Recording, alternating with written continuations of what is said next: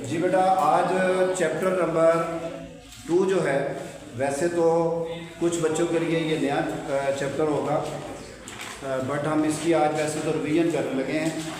Chapter number 2 की exercise 2.1 इसको मैं बताता हूँ कि इसके क्वेश्चन पेपर में दो तरह से आ सकते हैं। अगर ये ऑब्जेक्टिव में आए तो 1 नंबर का होगा, और अगर ये शॉर्ट में आए तो 3 नंबर का होगा। तो जब 1 नंबर का आएगा तो फिर आपने डायरेक्ट इसमें इसका पॉइंट जो है वो चेंज करना है। लेकिन अगर ये 3 नंबर का आएगा तो फिर आपने पूरा इसको प्रोसेस के साथ सॉल्व करना है। तो पहला क्वेश्चन ये है कि आपने अपनी स्टेटमेंट को साइंटिफिक नोटेशन में लिखना है। पहले मैं आपको बताता हूँ कि साइंटिफिक नोटेशन में वैल्यू को क्यों लिखा जाता है। मैथ में बड़ी बड़ी वैल्यू यूज़ होती है बेटा, तो उन वैल्यू को आप सारों को लिखते वक्त बाज़ का मुश्किल होती है। तो साइंटिफिक नोटेशन में उन वैल्यू को एक रिड्यूस फॉर्म में लिखा जाता है। तो एक तो इसका फ़ायदा ये है कि हम इतनी जगह नहीं इस्तेमाल करते और छोटी सी जगह पे हम अपनी वैल्यू को लिख सकते हैं साइंटिफिक नोटेशन की मदद से। आप में से सिर्फ मुझे ये बताएं कि पहले इसके 3 पार्ट हैं। आपने ये साइंटिफिक नोटेशन के बारे में कंसेप्ट फिजिक्स में भी पढ़ा होगा। जब आप बेटा न्यूमेरिकल करेंगे तो उसमें बहुत सारी आपकी स्टेटमेंट जो हैं वो आपको साइंटिफिक नोटेशन में दी जाती हैं। तो उन साइंटिफिक नोटेशन में ना भी दी जाए तो उनको चेंज करना पड़ता है। तो डेफिनेटली आपने वो सीखी हुई है और बिल्कुल ठीक है। ये 3, 4, 5, 6, 7, 8, 1, 2 और बेटा ये 4th पार्ट जो है वो है 2.5326। तो मैं पहले आपको बताने लगा हूं जी।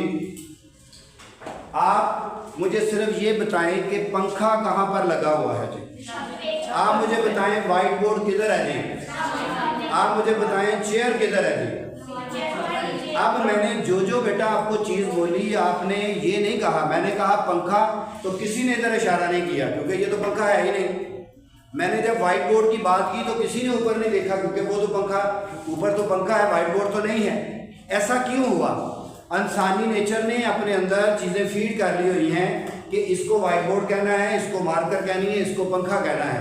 हर एक की आइडेंटिफिकेशन है, हर एक की क्या है? आइडेंटिफिकेशन है। तो ये जो साइंटिफिक नोटेशन है, हमने इसकी भी आइडेंटिफिकेशन देखनी है कि कैसी होती है वो। क्या उसको 3 पार लगे होते हैं?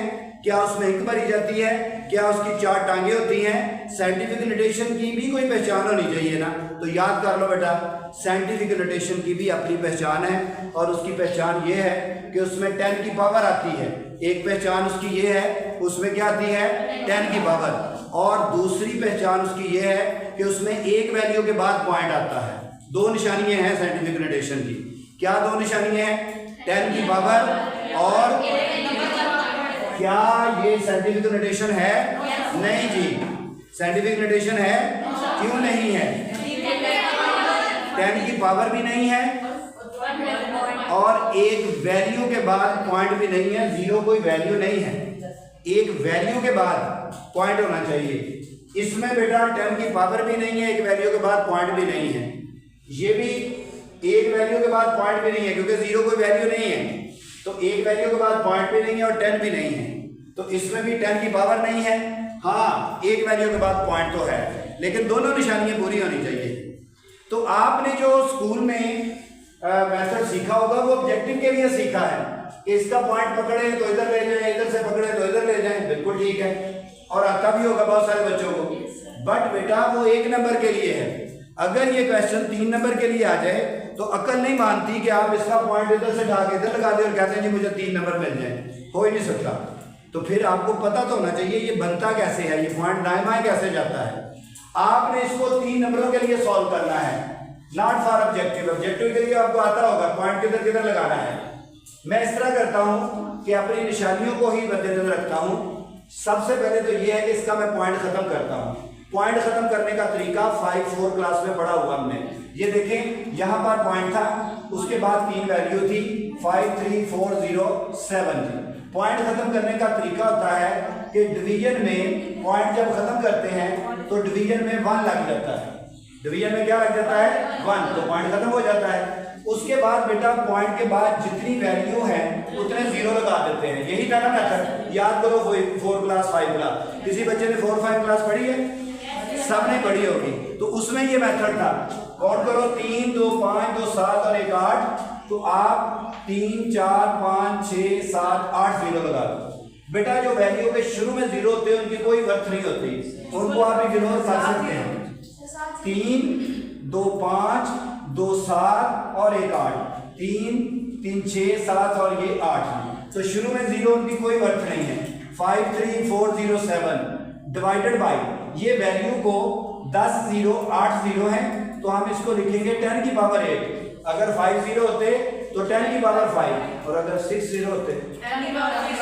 अब बेटा मैं इस तरह करने लगा हूं कि 10 की पावर 8 को ऊपर ले जाने लगा हूं।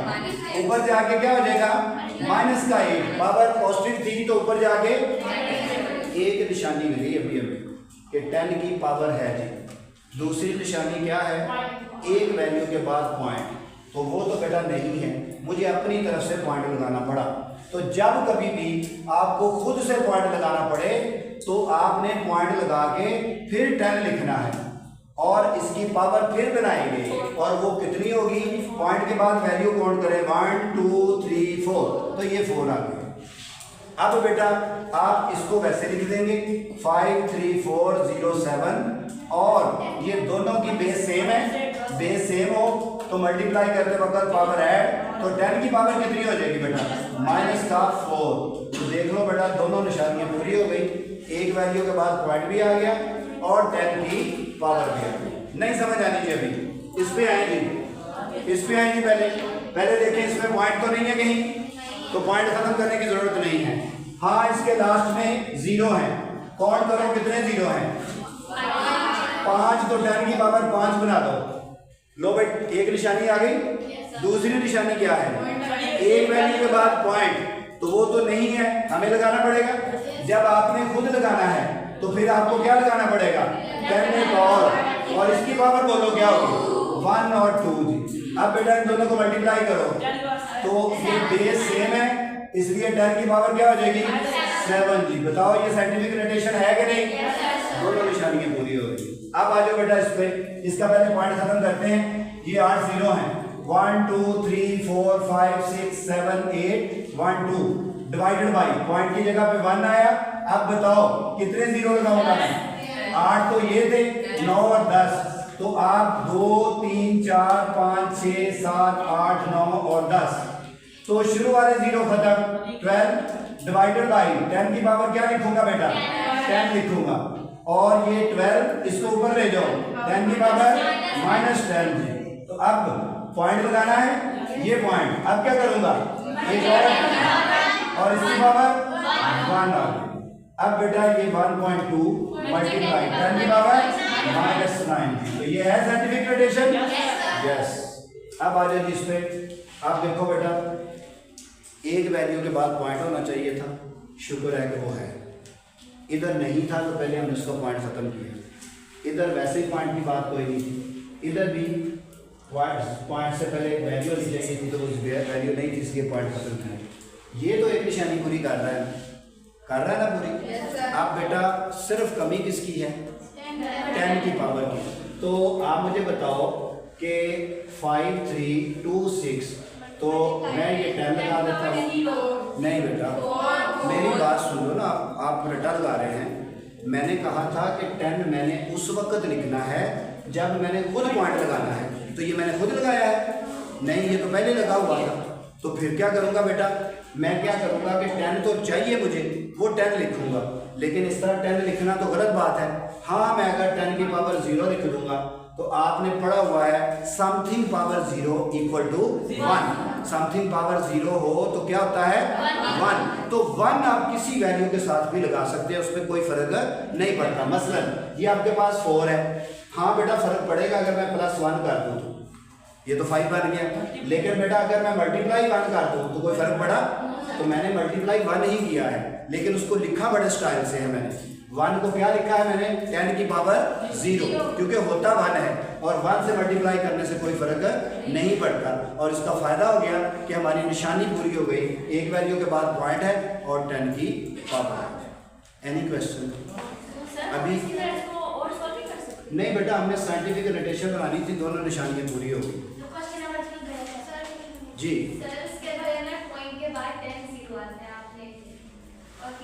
अच्छा ये मुझे बताओ जीरो कितने हैं, ये गिन के बताओ ना, मैंने तो जरा आप काउंट करें। नहीं, आप अपनी बुक से काउंट करो बेटा सारे 10। तो बेटा ये 10 जीरो है, मैंने 8 लगाए हैं। जीरो कितने हैं? 10। मैंने कितने लगाए हैं? 8। ये लो 9 और ये 10 और ये 12। ये नहीं, ये 0 0 और ये 12। अब मुझे बताओ कि मैंने 2 जीरो और लगाने हैं, और इसका मतलब है इधर क्या आ जाना बेटा? 12 आ जाना है, ऐसे ही है ना। और ऊपर क्या आ जाना है इसमें? 12 आ जाना है, और ये वाला तो वही है। और जब इसको सॉल्व करेंगे, आप बताओ ठीक है? तो मैंने जो स्टेटमेंट लिखी थी ना, उसके मुताबिक मेरा क्वेश्चन ठीक था, समझ गया ना। आपको पेपर में ये तो नहीं आना, या जो मैंने पहले दिया था वो कुछ और आना है, तो आपको इस बुक से हट के आना है। तो आपने कंसेप्ट वाइज देखना है कि हम कर पाएंगे या नहीं। क्यों बेटा, पता चला जी कैसे साइंटिफिक नोटेशन में हम कन्वर्ट करते हैं। इसके मजीद क्वेश्चन भी करेंगे, पहले इनको नोट कर लें। शाबाश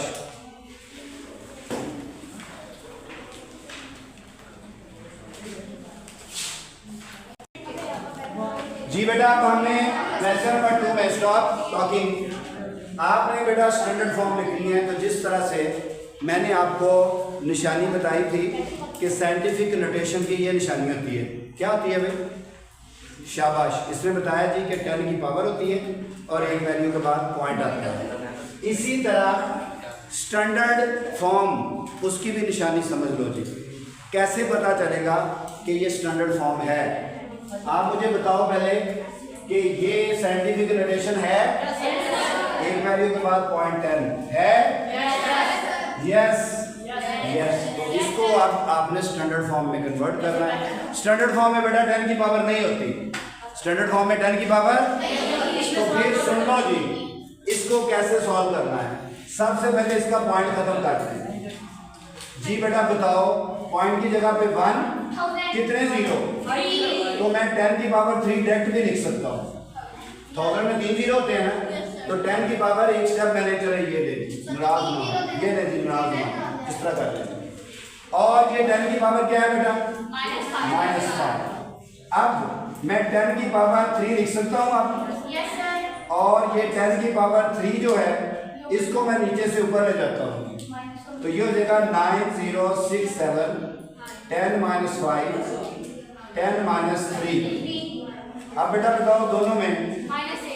शाबाश, बेस सेम है, पावर ऐड हो गई। मैंने कहा है स्टैंडर्ड फॉर्म में 10 की पावर नहीं होती।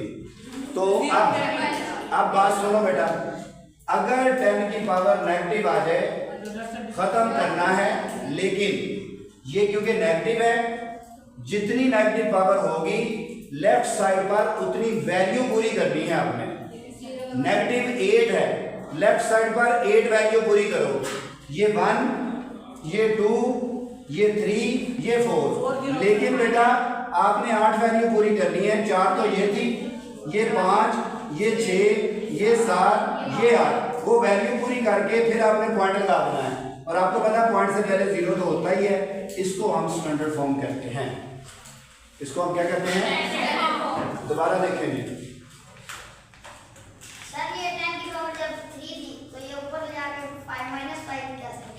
जब पॉजिटिव की है तो ऊपर जाके नेगेटिव होगी, अगर नेगेटिव होती तो ऊपर जाके पॉजिटिव होती, और बेस सेम हो तो दोनों को इकट्ठा कर। अब आएंगे इस पे। आप बेटा इसको लिखें 5 6 4। बताओ जी, डायरेक्ट मुझे बताओ 10 की पावर क्या लिखा? 2 जी। पॉइंट के बाद 2 जीरो थे, तो मैंने 10 की पावर 2 लिखी। समथिंग पावर 0, तो फिर मैं इसको 1 लिखने लगा। 10 की पावर 0 थी तो 1 लिखा। 1 को मैं इस वैल्यू से मल्टीप्लाई करूं को फर्क पड़ेगा?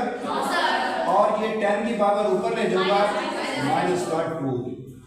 अब बेटा क्योंकि नेगेटिव पावर है, तो लेफ्ट साइड पर आपने 2 वैल्यू पूरी करनी है। कितनी वैल्यू? तो ये देखो 1 और ये 2। इसका मतलब इधर पॉइंट लगेगा 5.64 और वो 10 की पावर खत्म हो गई। क्लियर जी? अब आ जाओ इस पे। बताओ जी मुझे 653। बोलो जी 10 की पावर 2 और ये 10 की पावर -। तो तो ये 10 की पावर 2 को ऊपर ले जाइए, -2 हो जाएगा। अब बताओ 10 की पावर क्या बनेगी? 10 की पावर अब -8 का मतलब है कि लेफ्ट साइड पर 8 वैल्यू पूरी करनी है। 3 तो लिखी हुई है, ये देखो 4 5 6 7 8 ये पॉइंट और इससे पहले 0। क्लियर? अब आएगी इसमें ये 3 1 4 1 5 बोलो 10 की पावर 4 क्योंकि 4 वैल्यू थी, और ये 10 की पावर 9। बेटा ये 3 1 4 1 5 ये 10 की पावर 9, इसको ऊपर लेते हैं 10 की पावर -4। अब बताओ जी 3 1 4 1 5 10 की पावर क्या होगी? 5। अब आ गई पॉजिटिव पावर। अब क्या आ गई? Positive power.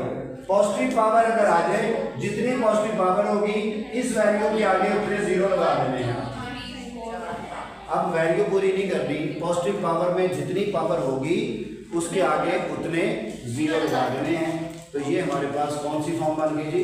Standard form. Sir ये जब पीछे 0 लगाते हैं तो ये पॉइंट कहां से आया? ये वाला पॉइंट हमने उतनी वैल्यू पूरी करने के बाद पॉइंट लगाना है, ये इसका रूल है। यानी इसकी 8 पावर है तो 8 वैल्यू पूरी करने के बाद पॉइंट लगाना है, ये हमने खुद लगाना है। क्यों बेटा, और कोई क्वेश्चन? क्लियर? सर 8 वैल्यू पूरी करके एक पॉइंट लगाना है। जी पॉइंट लगाना है। ये वाला पॉइंट ना भी लगाओ तो कोई बात नहीं है, लेकिन इधर जरूर होना चाहिए। तो आपको पता पॉइंट से पहले 0 आता ही, अंडरस्टूड है, तो वो भी 0 लगा देंगे तो कोई बात नहीं है। नोट करें बेटा जल्दी से।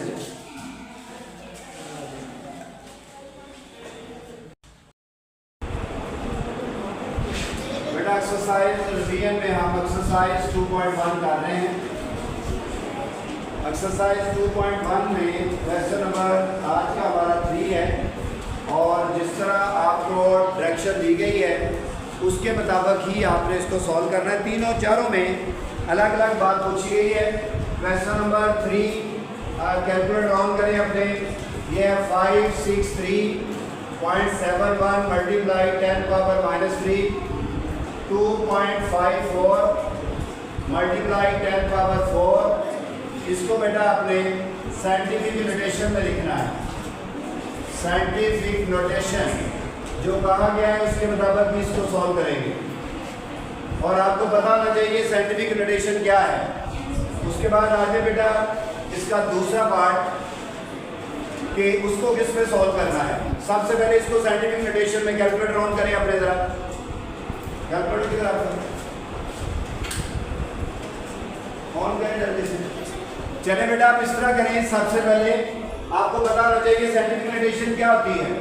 साइंटिफिक नोटेशन में 10 की पावर होती है और एक वैल्यू के बाद, और 10 की एक ही पावर होनी चाहिए। इसमें 2 पावर है और एक ही वैल्यू होनी चाहिए जिसके बाद पॉइंट आए। ये भी 2 वैल्यू हैं। तो पहले इनको फिगर बनाते हैं। कैलकुलेटर से इन दोनों को मल्टीप्लाई करके बताएंगे क्या आता है। 563.71 मल्टीप्लाई 2.54 मल्टीप्लाई करें 14.82 जी। और अब बेटा 10 वाली वैल्यू को सॉल्व करें तो ये 10 की पावर कितनी बनेगी? 1 बनेगी। 1 बेशक ना भी लिखो, पहले समझो, बाद में बगैर देखे इसको रिवाइज करो, इसको नोट करो। अब आप मुझे बताएं कि 10 की पावर तो आ गई, लेकिन एक वैल्यू के बाद पॉइंट है, तो आप इस तरह करें, इसका पॉइंट खत्म करें 43182। बताओ नीचे क्या लिखूं? 10 की पावर क्या लिखूं? 2 लिखूंगा, क्योंकि 2 0 है, 2 वैल्यू है तो 2 0, और ये 10 की पावर कुछ भी ना हो तो 1 होती है। अब बेटा इसको मैं ऊपर ले जाने लगा हूँ। 143182 और ये 10 है, और ये 10 की पावर 2 है, माइनस को आ जाएगा। अब बेटा एक वैल्यू के बाद पॉइंट होना चाहिए, तो मैं खुद पॉइंट लगा रहा हूँ। इसलिए क्या करूँगा जी, खुद लगाने का मतलब क्या है, एक और 10 लिखूंगा, और इसकी पावर कितनी होगी? 1 2 3 4 5। अब बेटा ये लिखेंगे 1.43182 मल्टीप्लाई, इसकी पावर 1 है तो 10 की सारी पावर इकट्ठी कर दो।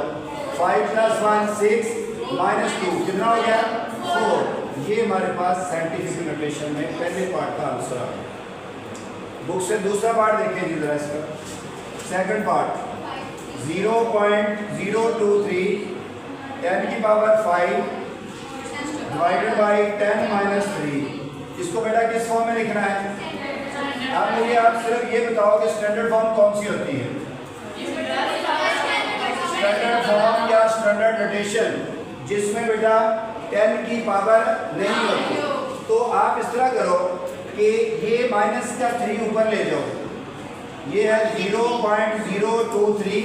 इधर देखो, जब इसका पॉइंट खत्म करना है तो बताओ नीचे क्या आएगा? 10 की पावर 100 ही आएगी, 10 की पावर 3000 बनना है। और ये 10 की पावर 5 है, ये ऊपर ले जाओगे तो 10 की पावर 3 आ जाएगा।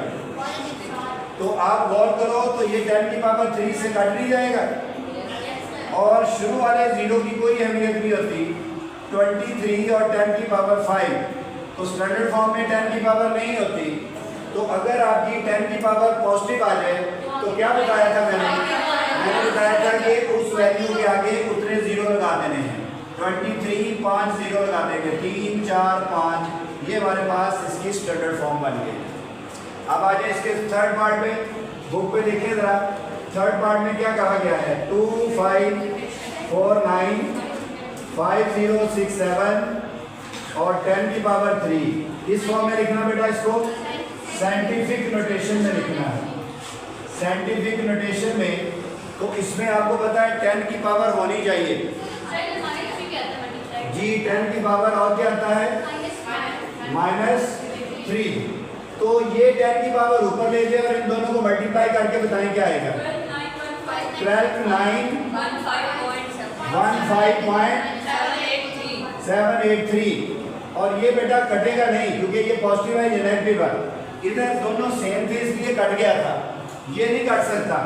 ये -3 है, ये प्लस का ऊपर जाके माइनस का 3 थी।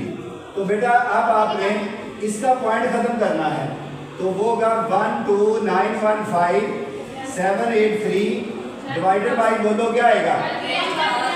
10 की पावर 1 2 3, 10 की पावर 3। और ये बेटा 10 की पावर कितनी हो जाएगी? -6 भी। अब ये 10 की पावर भी ऊपर ले जाओ जी।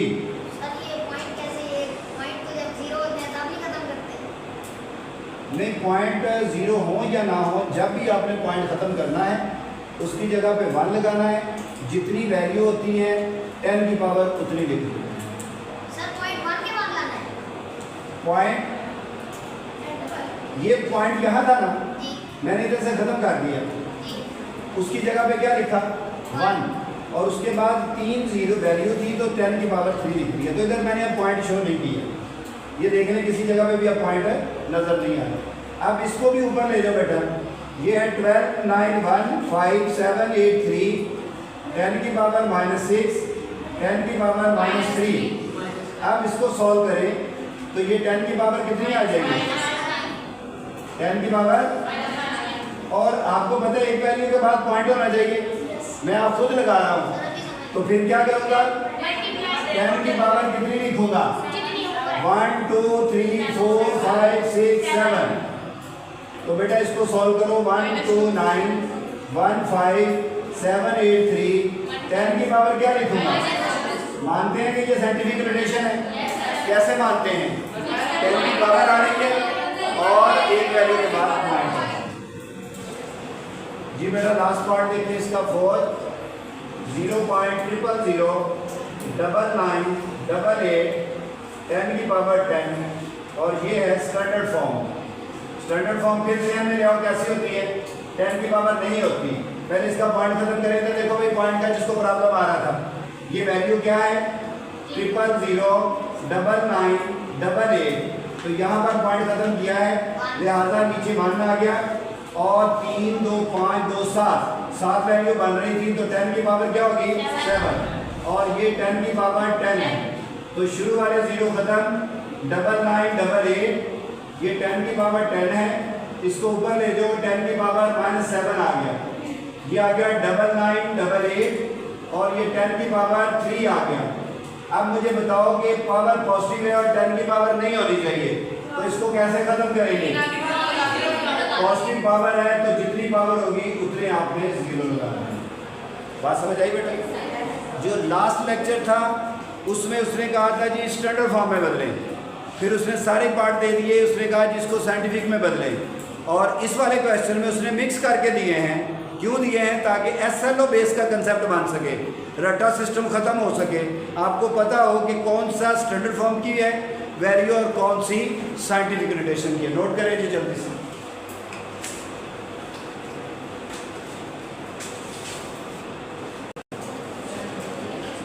क्वेश्चन नंबर 4 एक्सरसाइज 2.1 का क्वेश्चन नंबर 4।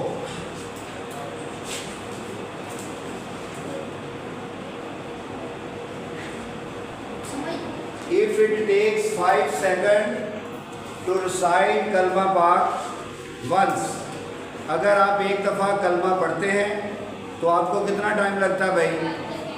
आप यहाँ पर लिखेंगे recite, one time recite कलमा पाक।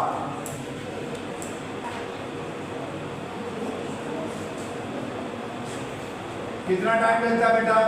5 second. How many hours, second में बात करके आवर्स में आंसर पूछा है। हाउ मैनी आवर्स, कितने घंटे लगेंगे? टू रिसाइट कलमा पाक 1 मिलियन टाइम्स। 1 मिलियन टाइम्स अगर आप पढ़ें तो फिर बताएं टाइम कितना लगेगा, और वो टाइम आप सेकंड में नहीं बताना बल्कि आवर्स में बताना है। तो आप मुझे बताओ कि 1 आवर में कितने, 1 मिलियन में कितने जीरो होते हैं? तो आप यहाँ पर पहले 1 मिलियन के लिए यहाँ लिखेंगे 1 मिलियन टाइम रिसाइट कलमा पाक। स्टेटमेंट बार बार पढ़नी चाहिए आपको। तो बेटा क्या करोगे? 1 2 3 4 5 6 मल्टीप्लाई 5। तो ये अगर देखा जाए तो ये आ जाएगा 1 2 3 4 5 6। ये 5 मिलियन सेकंड बनते हैं। अगर 1 मिलियन टाइम आपने कलमा पढ़ना है तो 5 मिलियन सेकंड लगेंगे, लेकिन आपने सेकंड में नहीं बताना, आर में बताना है। आप मुझे बताओ कि अगर आप आर को पहले आप मिनट में बदलो तो किस पे डिवाइड करना पड़ेगा? 1 2 3 4 5 6। तो ये मैंने 60 पे डिवाइड किया तो ये मिनट बन गए। अब मिनट में नहीं चाहिए, आर में चाहिए। इसको दोबारा फिर 60 पे डिवाइड कर दो। अब ये आपके पास आर में आंसर आ जाएगा। 1 0 इससे कैंसिल, 1 0 इससे। कैलकुलेटर पकड़े बेटा। 1 2 3 4 डिवाइडेड बाई 36। 1 3 88.8 और इतना टाइम लगेगा जी अगर आप 1 मिलियन टाइम कलमा पढ़ते हैं।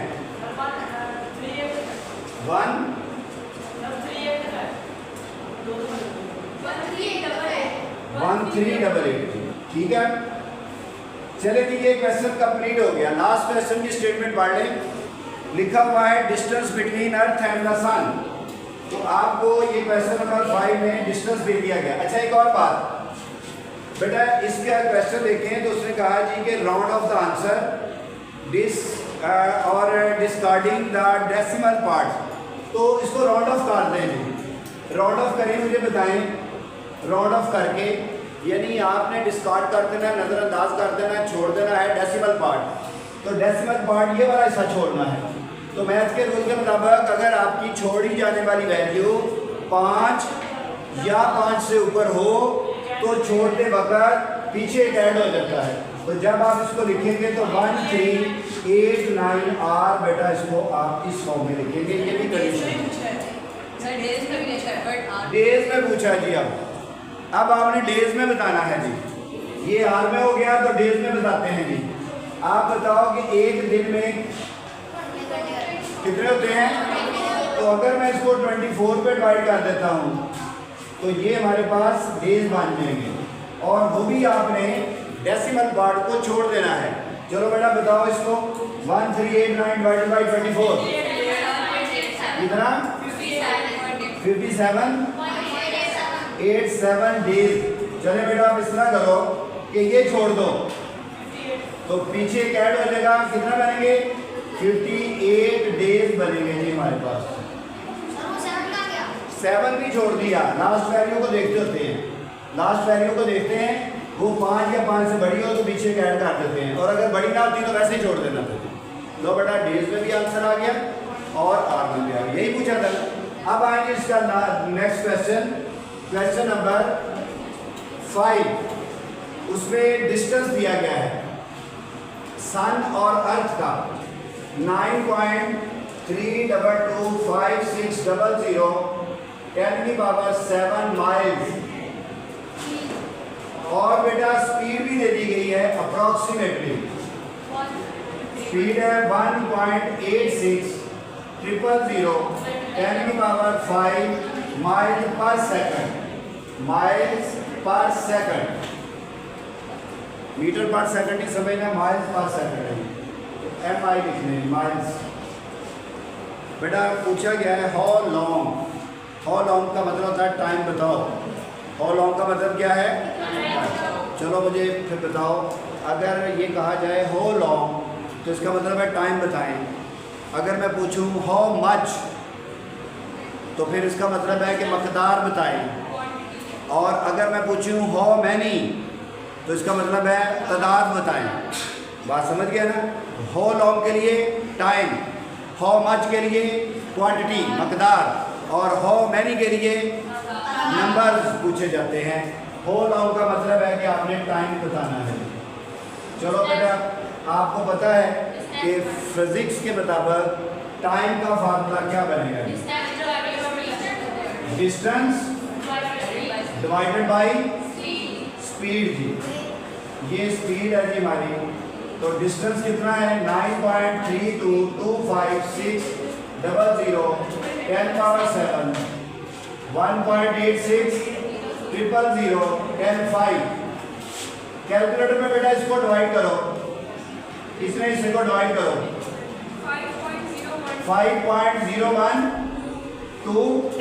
और बेटा ये 10 की पावर 7 है, इसको ऊपर ले जाओ 10 की पावर -5, इसको सॉल्व करो तो ये 10 की पावर 2 आ जाएगी। लेकिन गौर से फिर स्टेटमेंट पढ़ लें, लिखा हुआ है convert the answer in minutes writing in standard form. तो ये किसमें है बेटा, ये हमारे पास पहले तो देख लें कि आपने इसको मिनट में कन्वर्ट करना है। जो टाइम होता है उसका यूनिट फिर ये पर सेकंड है ना, तो ये सेकंड है, ये आपके पास क्या आ रहा है सेकंड आ रहा है। तो सेकंड को मिनट में बदलने के लिए क्या करते थे, डिवाइडेड बाय 60।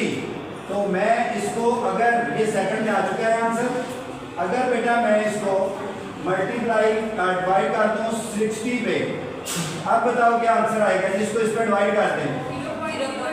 ये अब आर में टाइम, मिनट में टाइम आएगा जी, क्या है जी 0.0835 और 10 की पावर 2। लेकिन एक और बात उसने बता दी है जी, उसने कहा जी स्टैंडर्ड फॉर्म, तो स्टैंडर्ड फॉर्म में 10 की पावर नहीं होती, लेकिन बेटा आपने पहले ये जीरो खत्म, पॉइंट खत्म करना है। तो आप मुझे बताओ 0.835 और डिवाइडेड बाय 10 की पावर क्या आएगी 4 आएगी, और ये 10 की पावर 2 है। तो बेटा जब आपने इसको ऊपर लेकर जाना है तो शुरू वाला जीरो खत्म, 835 10 की पावर 2, और ये 10 की पावर क्या होगा -4। तो बेटा ये 835 10 की पावर -2, -2 का मतलब होता है लेफ्ट साइड पर 2 वैल्यू छोड़नी है आपने, तो ये 2 छोड़ेंगे तो क्या आएगा 8.35। ये मिनट में आंसर आया है, और बेटा स्टैंडर्ड फॉर्म में भी आंसर आ चुका है। ये चीज़ें पूछी हुई थी, बात समझ आ गई। कोई रट्टा नहीं लग सकता इसमें, किसी किस्म का भी आप नहीं लगा सकते रट्टा, क्योंकि कंसेप्ट वाली सारी चीज़ें। जी बेटा आप बताएं जी। सर वो जो पॉइंट लगाते हैं तो एक और 10 नहीं आता। नहीं, वो जो हम पॉइंट खुद लगाते हैं, ये वाला पॉइंट हम इसको ख़त्म करके लगाते हैं, ठीक है ना, और वो वाला पॉइंट जब हम खुद लगाते हैं तो फिर आगे 10 लगाना होता है। तो ये ख़त्म करने के लिए भी आपने लेफ्ट साइड पर पॉइंट लगाना। तो अब बात मेरी समझ आ गई। अगर ये क्वेश्चन ऑब्जेक्टिव में आ जाए तो फिर ये प्रोसेस करने की ज़रूरत नहीं होती, डायरेक्ट आपने पॉइंट लगाना है। और अगर आपको सॉल्व करने के लिए आ जाए तो फिर आपने ये प्रोसीजर अडॉप्ट करना है। इस क्वेश्चन के साथ बेटा हमारी एक्सरसाइज 2.1 कंप्लीट हो गई। कल आपने 2.1 के टेस्ट के लिए रेडी रहना है जी तमाम स्टूडेंट्स ने। अल्लाह हाफिज़।